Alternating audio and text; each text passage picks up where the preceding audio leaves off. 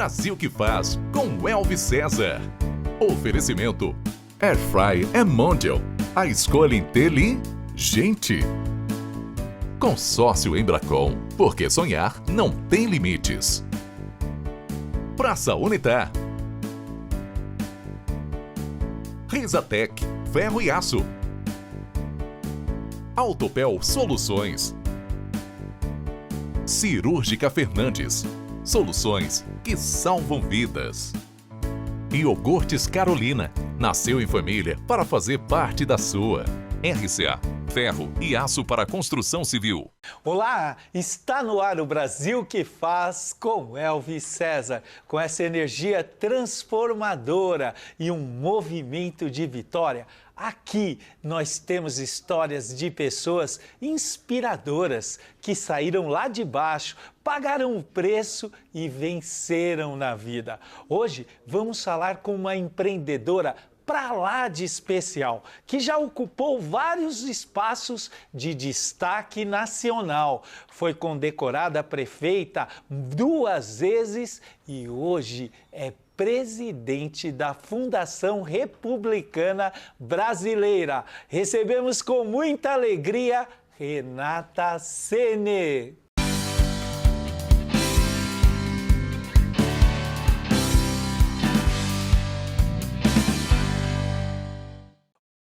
Renata Sene, com que prazer te receber aqui no Brasil que faz. Não, você imagina a minha satisfação, a minha alegria de estar aqui com você. Obrigada. Olha, eu que agradeço, né?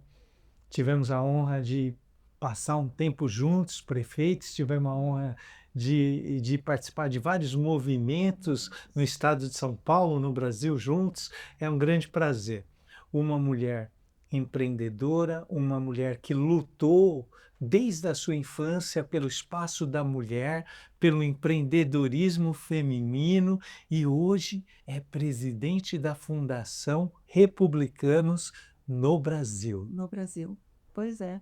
A minha jornada eu acho que tem a ver mesmo com empreender, só que eu escolhi um tema para a minha vida, que foi a minha jornada pública, que foi a minha vocação social.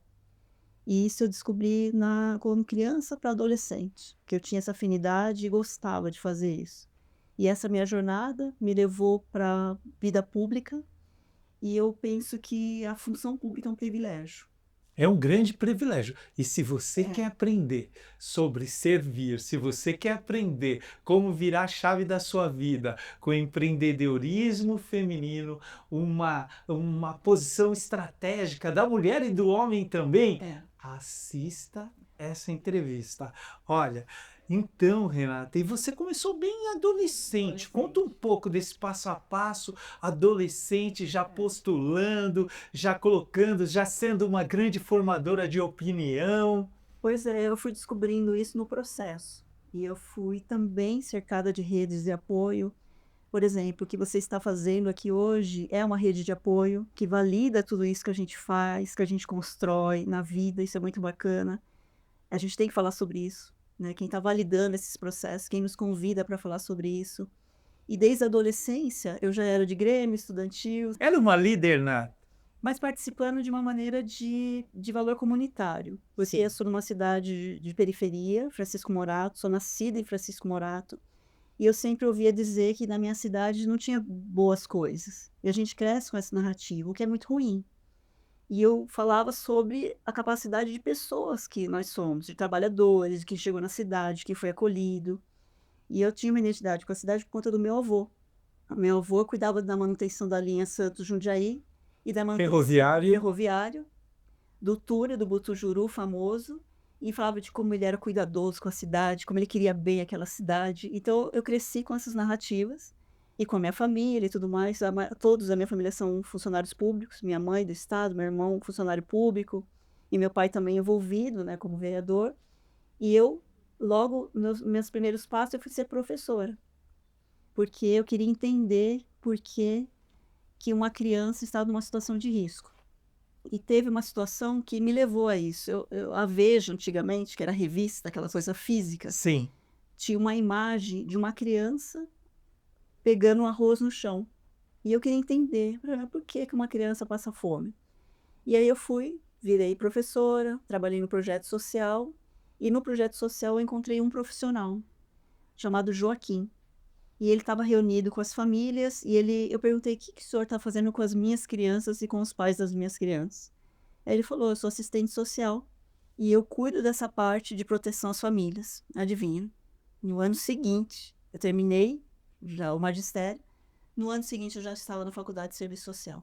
Ou seja, você recebeu estímulos ainda na primeira infância É. a respeito do cuidado, do amor pela cidade, a valorização do que é seu. Isso é bem próximo de mim. Pô, eu nasci em Carapicuíba.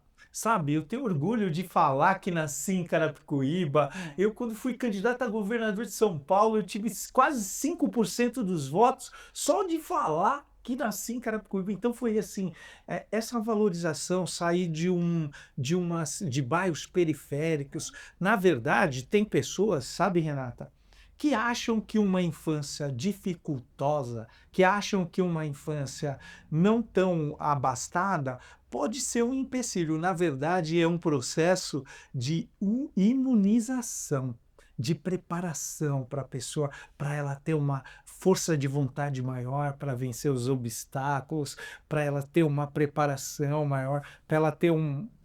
Acho que o crescimento da autoconfiança, da autoestima, isso a gente foi crescendo, mas é um elemento fundamental, né? Sim, e nós que temos uma vida pública, e a vida pública deixa a nossa vida exposta. Mas eu concordo com você que tem muitas pessoas que estão fazendo um trabalho incrível na sua rua, na sua casa, na sua comunidade, e elas não são visíveis. Então, espelhado nessas mulheres, inspirada nessas boas experiências, é que eu fui crescendo. De uma mãe que nos levava junto para a escola, porque a mamãe estava trabalhando, nessas experiências de jornadas que sempre foram coletivas, e isso sempre me despertou a atenção. Então eu sempre estudei esses temas. Fui estudando, fui estudando, fui estudando e fui me apaixonando pela causa pública. Pela causa Tudo pública, que eu pela faço. assistência Pela social, ciência. e tudo guarda muita relação, né?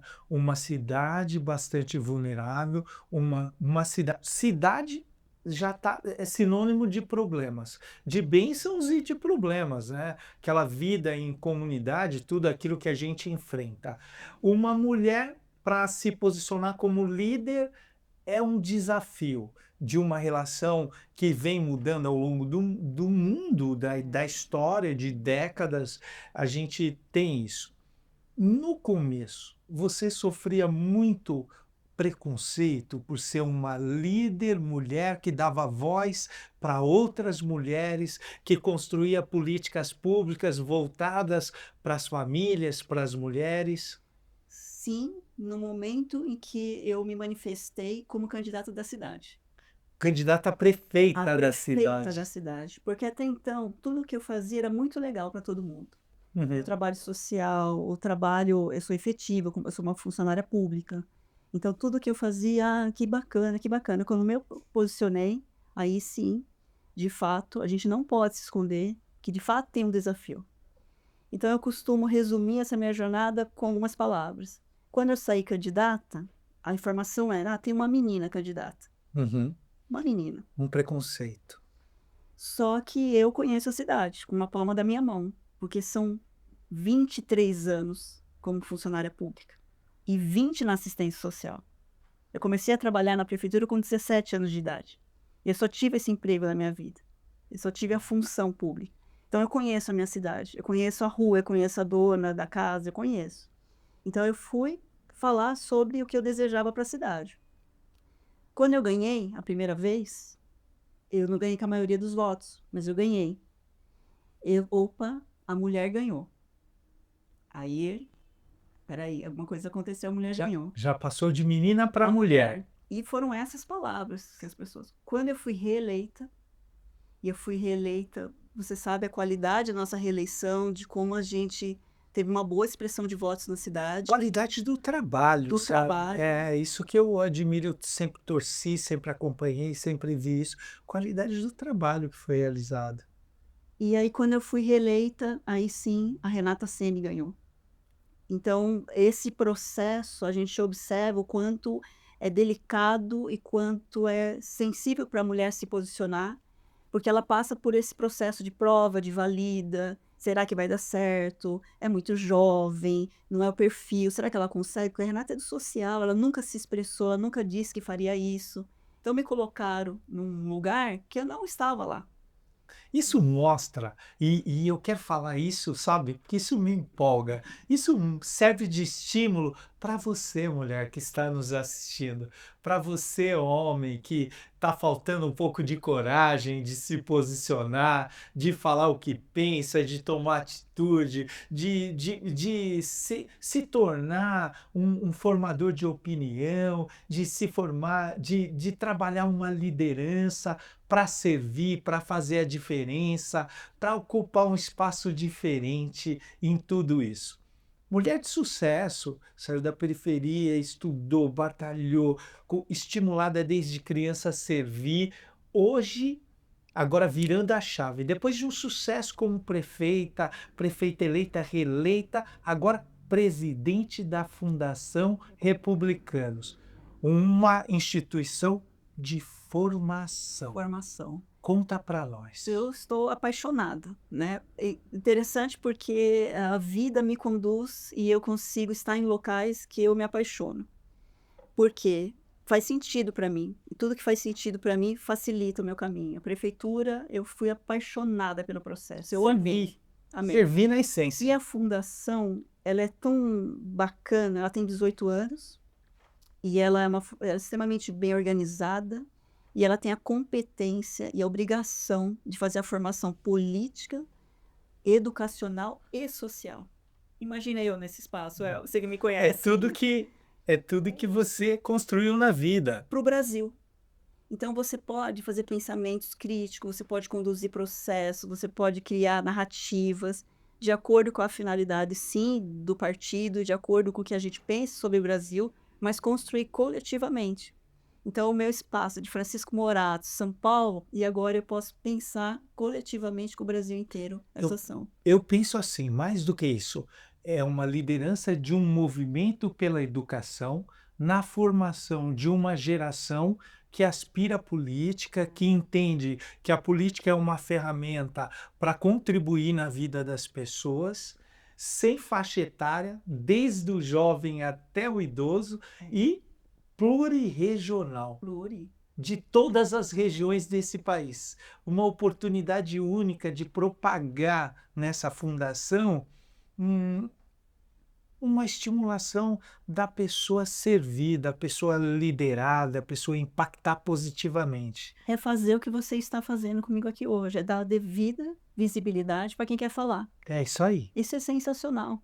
Eu estou conhecendo pessoas de todo o Brasil, pessoas habilidosas, pessoas que sabem o que quer para o Brasil, mas que encontram na política um mecanismo. Eu também acredito que é a política que transforma, que faz com que a gente se envolva por causas. Então, eu só estou aprendendo. Eu estou lá, eu sou presidente da fundação, mas eu aprendo com quem está lá. E dá devida visibilidade às pessoas, porque eu costumo dizer, dá um microfone para uma mãe, dá um microfone para um jovem, dá um microfone para quem quer falar. Eles são sabedores porque eles estão lá nos seus territórios. Quando você pergunta para alguém que vive o que vive, ela sabe desenhar a política pública para você. Talvez ela não use os termos que nós somos obrigados a usar. SIMBOA, PPA, planejamento, mas se você perguntar qual o risco, como ela pensa, é maravilhoso, é sensacional. A vida como ela é. Quem sabe é você que está nos assistindo. E a gente tira experiências desse cotidiano, dessa vida. Nós que saímos da periferia, que tivemos todo esse relacionamento, a gente sabe que isso é uma grande verdade. A gente sabe dessa construção. E quando você constrói políticas públicas, com o social, com o empreendedorismo, a gente viu uma relação assim, que criança na creche é mulher mais qualificada, é família mais abastada, é um potencial assim muito grande de evolução familiar. É isso. Política pública, ela quando bem empregada, ela muda uma geração. Muda uma geração. Ela muda uma geração. Uma criança na escola, quanto mais tempo ela fica na escola, ela muda uma geração. A sua própria e da sua própria geração.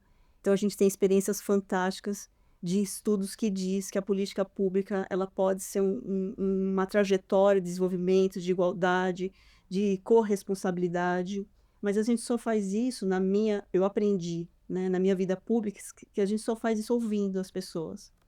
Então, hoje, eu ter a fundação como referência é um orgulho pessoal e também o orgulho do que a gente faz lá. Renata, espera aí. Eu quero falar com você, mulher, ou com você, homem, que quer contar sua história aqui na TV, aqui no Brasil que faz. Olha aqui, ó. Me siga agora no Instagram, Elvis César, César com Z, oficial, e manda para mim a sua história, que você pode ser a próxima pessoa a ser entrevistada aqui. Pega o seu celular agora, @Elvis César Oficial, manda para mim. E, nesse contexto, essa rede de apoio que assessora, que estrutura, com a legislação, tem ampliado com a obrigatoriedade de quadros femininos na política. Isso incentiva a divergência, e a divergência de pensamento ou a complementariedade traz crescimento. Aceito. Você tem toda a razão. Muito crescimento. Muito. Então é uma oportunidade riquíssima É. do país sair à frente. E quais são os outros pilares que a Fundação tem assim como atitude política transformadora? Poxa, que bacana a sua pergunta. Nós somos a única fundação da América Latina que tem uma faculdade. Uau! É. Então nós temos um curso de Direito, de Ciências Políticas e mais muitos outros cursos livres, mais 29 cursos livres, que permite à pessoa ter formação sobre o aspecto político e tudo que envolve, né? Então é muito bacana. Nós temos o CAM, que é um Centro de Apoio aos Municípios, que são pessoas especializadas para o gestor que precisa desse apoio, com ministérios, com validação dos processos, com ajuda, porque a gente sabe a vida de um gestor. Poxa, A gente já entra na prefeitura com uma série de questões, então a ideia é facilitar para que esse gestor tenha muito sucesso no que ele programa. Então são pautas desenhadas pela percepção de quem de fato entende a vida de gestor público. Um prefeito, de uma vereadora, de um quem secretário geralmente já municipal, passou por lá. já passou por lá. Então a gente percebe esse cuidado da fundação para que todas as pessoas que queiram ascender na política, e pode ser do nosso partido, pode ser de outro partido, é um espaço aberto, Não há problema, é não há, democrático. democrático, que consegue entender que a gente lá tem um espaço dedicado aos gestores desse país. Isso é muito bom. E quantos alunos hoje temos na Fundação? Olha, só na fundação a gente está chegando na casa de 400 alunos, e nos cursos livres muito mais, porque é EAD. EAD. Então, presencialmente nós temos 2 cursos, e EAD nós temos 29 cursos. É incrível. É incrível. E o ensino à distância veio para Sim. democratizar o ensino, é uma grande oportunidade. Eu tenho um sonho muito grande, eu tenho um projeto saindo em Santana que é de fazer uma revolução, uma disrupção pelo ensino à distância, né? E isso tem contribuído muito. Hoje, qual o seu projeto de vida? Qual o seu sonho número 1? Qual a sua aspiração?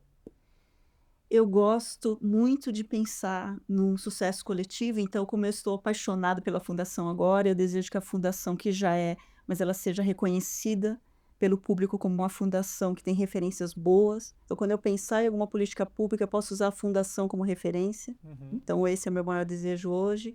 E também eu estou vocacionada à vida pública. Eu adoro. Sim. Então eu sempre estarei na construção política em nome da minha cidade, em nome da região. Eu penso que esse é meu caminho, porque ele me acolhe, me faz muito bem isso.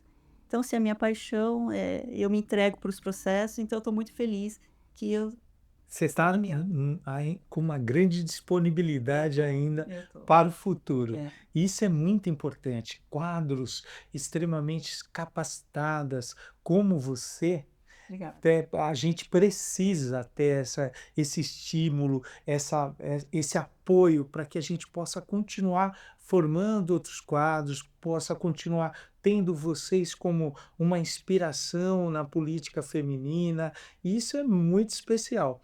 Quando a gente fala de um projeto estruturado de políticas públicas, a gente fala de mudanças climáticas. E isso, as cidades de São Paulo têm sofrido muito. Haja visto o que São Paulo sofre, o que nós da região metropolitana de São Paulo sofremos. O interior já começou a sofrer, porque de uma hora para outra cai simplesmente um dilúvio, um furacão, centenas de árvores são arrancadas, deslizamentos, equipe da Defesa Civil, polícia, hospital, quando não, soterramentos. O que você tem para falar a respeito de uma cidade resiliente, sabe? Uma cidade que passa por um processo como esse e sai mais forte. Você está tocando num tema extremamente importante, atemporal, e sempre vai ser contemporâneo porque é grave. É grave que você está chamando a atenção. Porque esse tema, há pesquisas que indicam que a gente vai passar por esse processo. Novamente. Novamente. Mas como a gente fala de um Estado que a gente conhece, com suas capacidades de recurso, né, de pessoas que são extremamente especializadas, esteja passando por essa situação. Então, às vezes, a gente percebe que é uma escolha, né, de um tema tão importante, porque nós estamos desenvolvendo estratégias inteligentes, soluções baseadas na natureza, pensar em secretarias que cuidam desse aspecto, porque afeta muito, afeta a saúde, afeta o deslocamento de pessoas, afeta a mulher mãe solo, afeta as crianças. Uma mãe que é atingida por um fenômeno, que ela perde sua casa, ela vai perder seu emprego fatalmente, porque ela não vai ter onde morar. Ela não vai deixar sua criança numa casa que está rachada. As consequências sociais são As consequências trágicas. são trágicas. Nós tivemos uma experiência recente que, desculpa as palavras, foi um tapa na nossa cara o que aconteceu no sul desse país. Foi. Os números são imensuráveis do tamanho de vida que nós perdemos. Isso é uma vergonha. Então, inclinar os nossos olhares para essa política é estratégia como sobrevivência. Então, por exemplo, a gente vai receber a COP agora. A COP trata sobre esse tema. O mundo vai estar no Brasil para que a gente cele novos pactos para falar sobre isso. Clima, mobilidade, pessoas, projetos e como nós estamos nos preparando para isso, né? Como eu sou de uma cidade que está sujeita a riscos importantes. Eu tive que criar planos municipais para proteger pessoas. Investimento não é barato.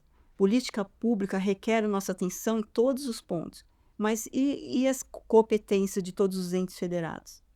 Então, quando a gente se sentir abraçado por todo mundo, principalmente para esse tema, que é um tema que vai falar sobre todas as políticas públicas, aí sim eu acho que a gente vai estar dando a devida importância para as pessoas, onde elas moram e seus territórios. Então, a verdade sempre fez parte do meu processo. Na rua, conversando com as pessoas, sim, não, e o porquê desse não. A gente criou um plano de devolução para a cidade. Então, eu acho que é uma estratégia que deve fazer parte das nossas relações. Mas isso para a vida pública também é muito verdadeiro. A maior força da comunicação, então você define como Verdade. verdade. E eu também. Eu tinha até um jargão que eu tinha já esquecido, que eu falava assim, que microfone não se aliena. Microfone ou você tem ele inteiro ou não tem. Perfeito. Eu tinha esse jargão, faz décadas que eu não falo isso. Eu falava assim, né? Então, às vezes, falam assim, Nata, estrategicamente, politicamente, você tem que se comportar de tal forma. E eu falei, assim, olha, não consigo. Assumi mesmo, não consigo. Você tem que subir no caminhão para ganhar tempo. Não consigo. Se você me pôr no chão e eu caminhar, eu vou ficar confortável, vai ser melhor para mim. Então, eu acho que isso é comum, né? A verdade, você falar o que é possível, você fazer pactos, mas pactos de verdade, assim, ó, como a gente vai fazer? Eu fiz o primeiro PPA participativo, planejamento, né, da cidade, da história. E na primeira audiência tinha 100 e poucas pessoas. Eu falei, poxa vida, né, como é que vai ser? Na última, não tinha onde sentar. Então as pessoas começaram a acreditar nesse processo. Ou seja, eu descobri que a minha cidade é extremamente politizada, que ela sabe exatamente o que ela quer. E eu acho que todos nós somos assim. A diferença é que a gente não sentou junto. E quando senta junto, dá muito certo. Então eu percebo que validar as pessoas, os seus processos, suas vidas e suas narrativas é muito bacana. Eu penso que nós só acertamos nesse processo de trazer a inteligência social, que é uma ciência, que a gente não fala sobre isso, para o campo da política pública. Inverte. Porque às vezes a gente não se encontra nesse processo, né? Poder público e sociedade fica um desequilíbrio. Eu encontrei um equilíbrio e encontrei pessoas vocacionadas, ocupando espaço estratégico e é incrível isso. Criamos as coisas sem diagnóstico, sem pensar. Mas eu quero fazer um jogo rápido com você. Um livro. Do Elvis. Ai, ai, ai. Isso não vale. Deixa eu te falar. Um esporte. Futebol. Futebol. Corinthians, campeão contra o Palmeiras. Fazer o quê, né? Família.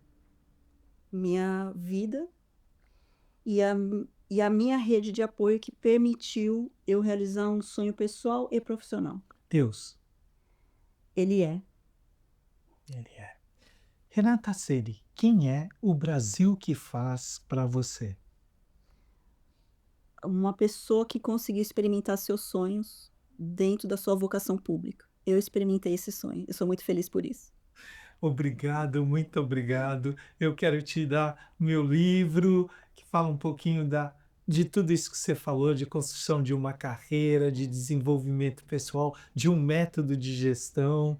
Muito obrigado por tudo. Eu que agradeço. Obrigada por essa oportunidade. Obrigada por dar visibilidade a pessoas, a projeto, a sonho, às mulheres e aos espaços que elas ocupam. Você é uma pessoa extraordinária. Uau! Obrigado, Brasil! Obrigado por essa audiência maravilhosa. Fica conosco nas nossas redes sociais. Um abraço, um beijão. Deus te abençoe e até o nosso próximo programa. Valeu! Brasil que faz com Elvis César. Foi um oferecimento. Consórcio Embracon. Porque sonhar não tem limites.